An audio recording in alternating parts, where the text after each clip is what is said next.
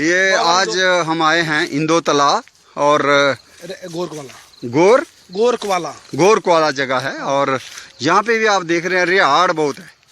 ये रिहाड़ जो जिसको हिंदी में कंथारी बोला जाता है, और कई तितलियों को अंडे देने के लिए इसकी मदद चाहिए होती है, और इसी के नाम से रिहाड़ी मोहल्ले का नाम है कैपेरस सेपियरिया।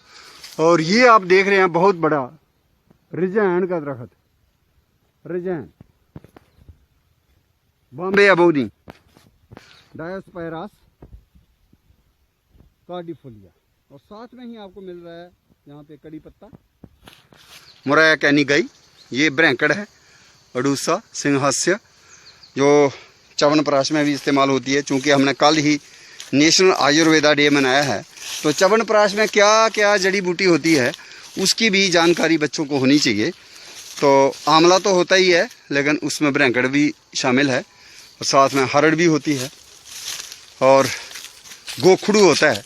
तो ये देखिए आप, एक और आपको काफ़ी ओल्ड बॉम्बे अबोनी इसका जो है रिजैन का दरख्त डायोस्पायरस। इसी के फल जो हैं दूसरे किस्म के डायोस्पायरस काकी के मार्केट में अब आने लगेंगे, उसको हम खा सकते हैं। लेकिन यहाँ पे ये जंगली डायोस्पायरस है। लेकिन ये बहुत बड़ा मैंगो का ट्री भी आप पीछे देख पा रहे हैं, ये मैंगो है। और बेशक यहाँ पे अब यूकालिप्टस के भी पेड़ रोपित कर दिए गए हैं, लेकिन जो पुरानी वेजिटेशन है यहाँ की, उसमें रिजैन शामिल है। रिजैन के आप फल भी देख पा रहे हैं। और ये जो है डायोस्पायरस कार्डिफोलिया, साथ में इसमें एक तालाब है, इंदो तालाब जिसको कहते हैं। तो अगर आप गौर करेंगे तो आपको बहुत से वाटर बर्ड्स भी इसमें दिख रहे हैं, खासकर वाइट ब्रेस्टेड वाटर हैन है, मूर हैन है, और कुछ डक्स हैं। तो ये आप देख पा रहे हो एक जामुन का पेड़।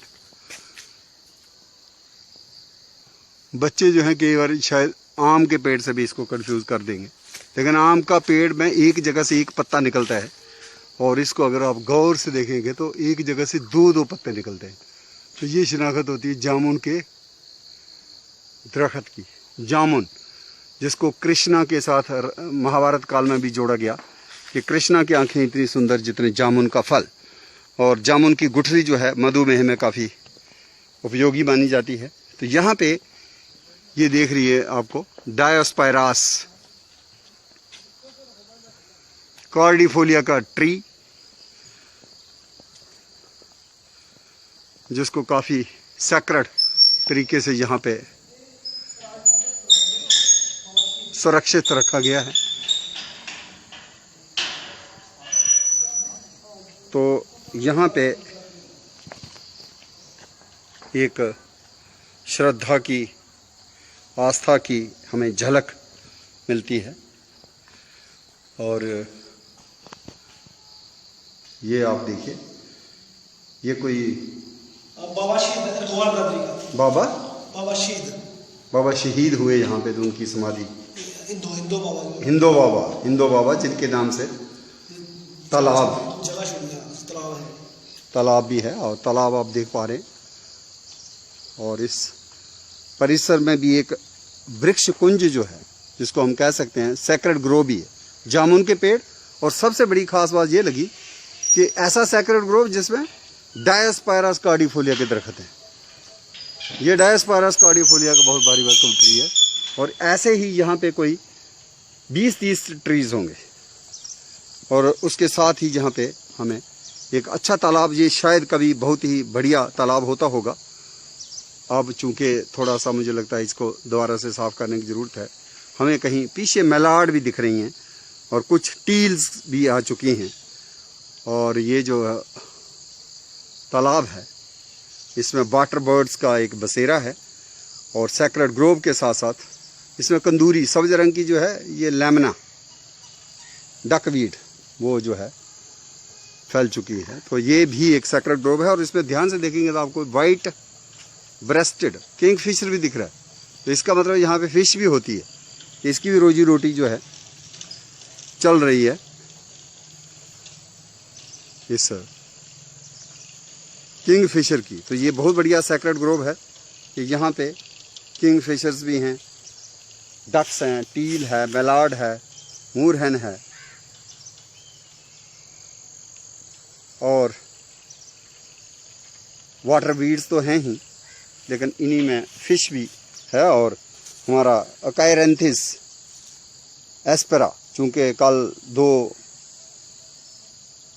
नवंबर को हमने मनाया नेशनल आयुर्वेदा डे, तो जड़ी बूटी जो काफ़ी मेडिसिनल हैं उसमें पुनर्नवा, लटजीरा, अपामार्ग, जिसको डोगरी में पुरकंडा कहते हैं, उसका भी काफ़ी महत्व है।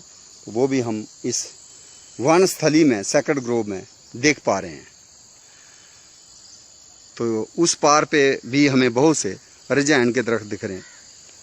और ये जो है कहीं किसी ने लिसिना को रोपित कर दिया है, हालांकि मैं रिकमेंड करूंगा कि लिसिना के पेड़ नहीं लगने चाहिए। जो लग चुके हैं इनको भी हो सके तो हम रिमूव कर दें।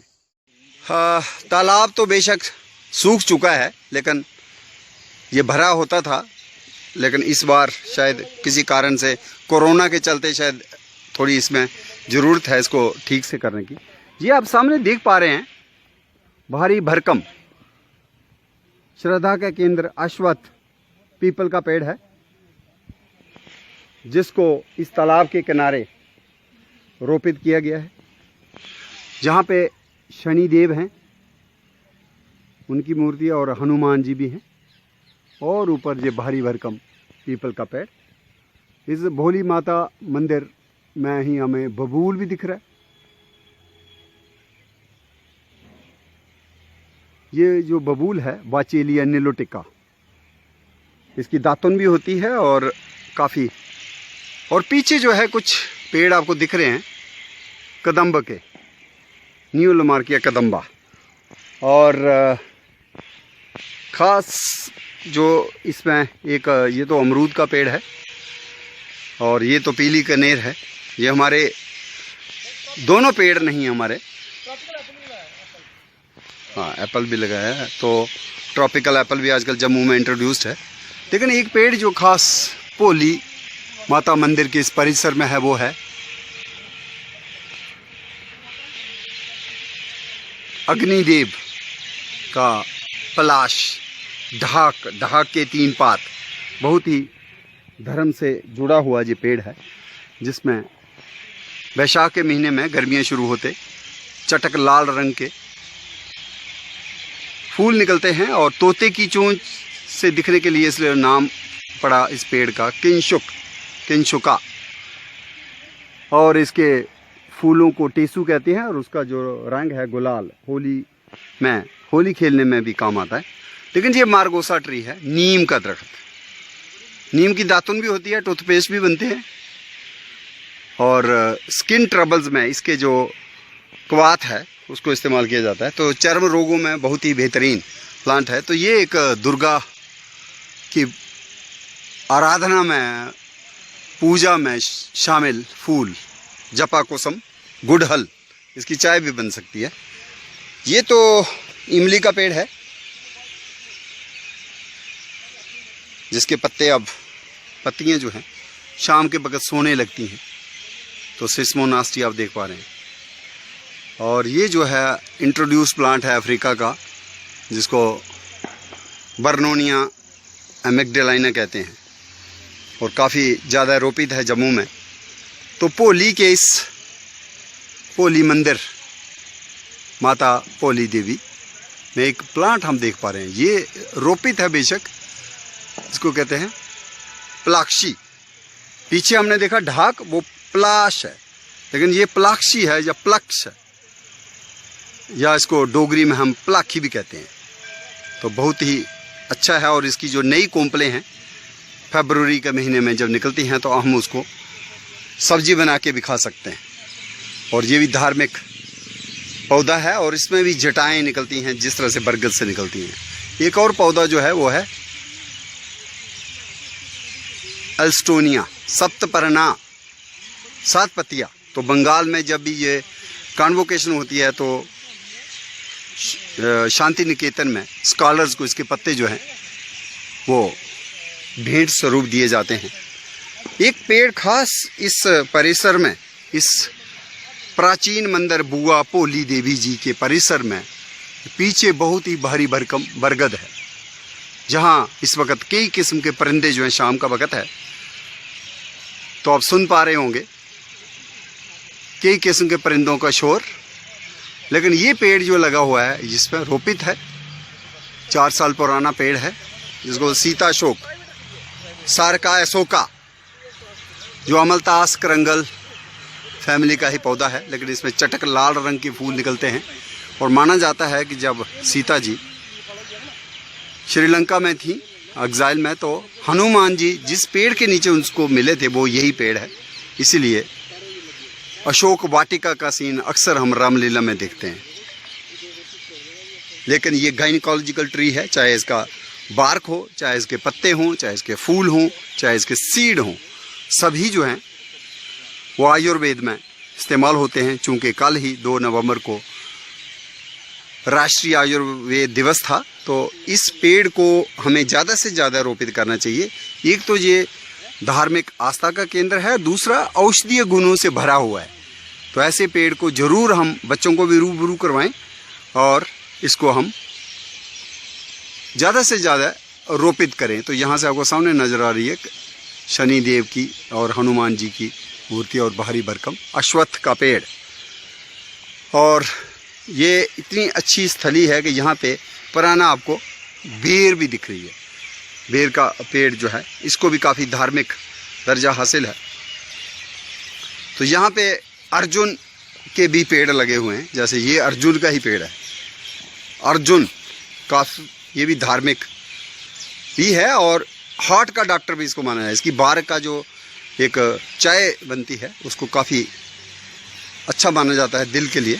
तो ये भी अर्जुन का ही पेड़ है। और ये है क्षीर चंपा temple tree, pagoda tree, plumeria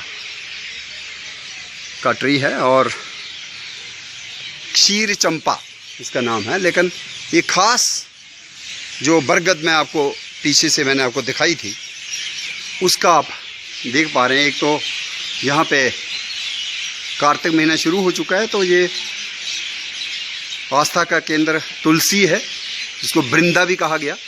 तो वृंदा की अभी 14 तारीख को, 14 नवंबर को शादी भी होने वाली है,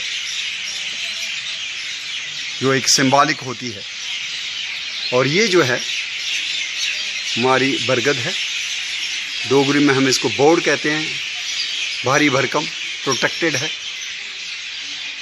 कितना भारी पेड़, बहुत बड़ा पेड़ है ये, बहुत ही ऊंचा विशाल पेड़। बुआ दाती के मंदिर घो ब्राह्मणा में बुआ पोली का मंदिर, और यहाँ पे आस्था का केंद्र ये मंदिर है श्री माता वैष्णो देवी जी का, और ये है मंदिर दाती जी का। और ये भारी भरकम बरगद राष्ट्रीय पेड़, जिसके कई संदर्भ मिलते हैं कि स्वतंत्रता सेनानियों को भी कहीं कहीं इसी पेड़ से लटकाकर यातनाएं दी गई थी।